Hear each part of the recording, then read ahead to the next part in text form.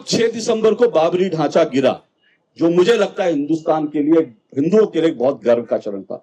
उस दिन मैंने वहां पर जितने पत्रकार थे उतने पत्रकार देखे, सब पत्रकारों के मुंह उतरे हुए थे और ये कह रहे थे कि अब भारत का एक बंटवारा होना तय है। ये सबकी आवाज थी। सिर्फ एक पत्रकार था, मैं उसका नाम भी ले देता हूं और अच्छे भी नाम ले दूंगा, कुछ बुरे भी नाम ले दूंगा, कोई हर्ज नहीं है। मनोज रघुवंशी नाम के पत्रकार उस समय न्यूज ट्रैक में थे। जब मनोज शाम को मुझसे मिले, जब तीनों ढांचे ढह गए थे, मनोज मुझे मिला और मनोज रघुवंशी ने मुझे गले लगाया, कहा अशोक भाई आज तो मजा आ गया, आनंद आ गया।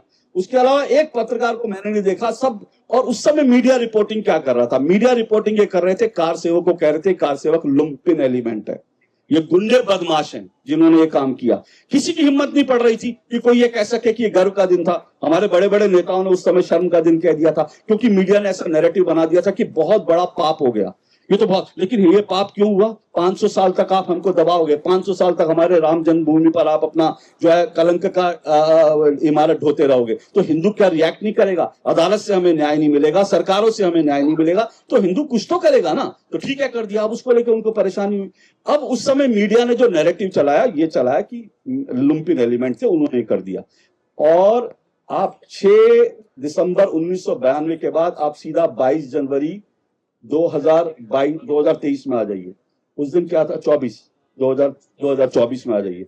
उस दिन मीडिया का क्या था? उस दिन मीडिया कर रहा था अखंड, मीडिया की लाइन थी अखंड जो है कवरेज, राम लड़ा प्राण प्रतिष्ठा की अखंड कवरेज। तो जो लोग लुम्पिन एलिमेंट कहते थे, आज वो अखंड जो है वो कवरेज कर रहे हैं। और उसके बाद रवि जी के पेट में दर्द हो गया। उन्होंने कहा ये देखो जी क्या हो रहा है, ये तो अखंड कवरेज कर रहे हैं। तो भैया अखंड कवरेज कर रहे, तुम्हारे पेट में क्यों दर्द हो रहा है? जब तुम लोग प्रधानमंत्री के विमान में बैठ करके दारू पीते हुए जाते थे, विदेश में जाते थे, क्योंकि मैंने वो अपनी आंखों से देखा। मैं जब बार बार कहता हूं ये बात, तो मैं इसलिए कहता हूं कि मैं उसका साक्षी हूं।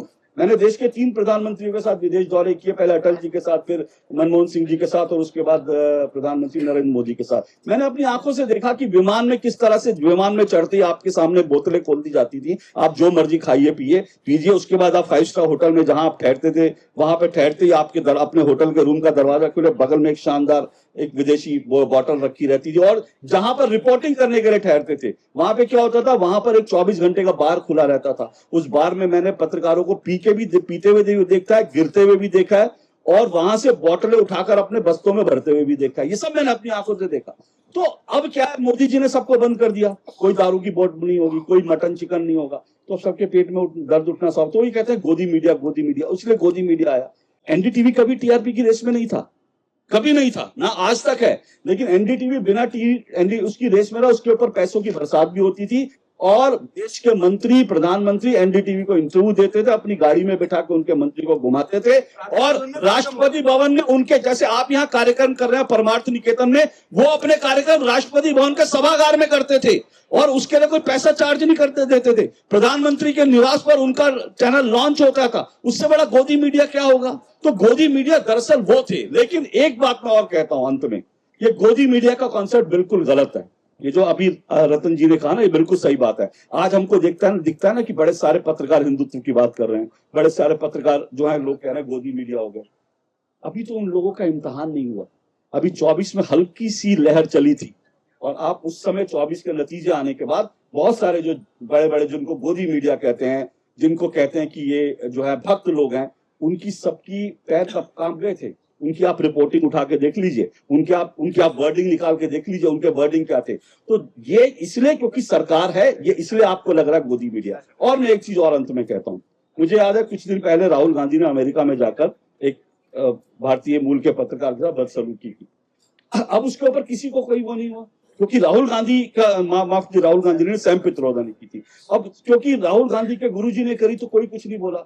तो हमने कहा कि इसके खिलाफ दिल्ली में हमें प्रदर्शन करना चाहिए। हमने एक प्रदर्शन का आयोजन किया।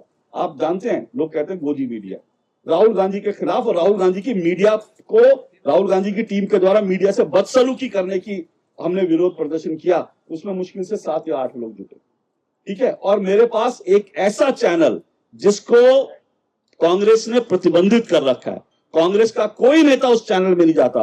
उसके एक एंकर मेरे मित्र हैं, और उनको भी भक्त कहा जाता है, उनको भी गोदी पत्रकार कहा जाता है। सब लोग बहुत खुश होते हैं उनकी पत्रकारिता से। उन्होंने मुझे फोन करके कहा, अशोक भाई माफी चाहता हूं, मैं आना चाहता था लेकिन मेरे चैनल ने अलाउ नहीं किया। तो फिर कहां से गोदी मीडिया? कौन सा गोदी मीडिया? कोई गोदी मीडिया नहीं है, सिर्फ एक बनाई हुई हवा है। जिस दिन सरकार है तब तक ये गोदी मीडिया आपको दिख रहा है। और सरकारें कोई भी हो, चाहे आज ये सरकार है कल वो सरकार है, ऐसे पत्रकारों की लंबी चौड़ी फेहरिस्त है जो सरकार से पैसा लेकर सरकार के लिए काम करते थे। अभी तो दिल्ली में देखिएगा, दिल्ली में अगर सत्ता पलट गई तो आप देखिएगा कितने सारे कंकाल निकलेंगे, कितने सारे पत्रकारों को कितने कितने पैसे दिए गए थे, क्या क्या उनको दिया गया था, वो सब कुछ निकलेगा। तब आपको पता चलेगा पत्रकारिता इस देश में कैसे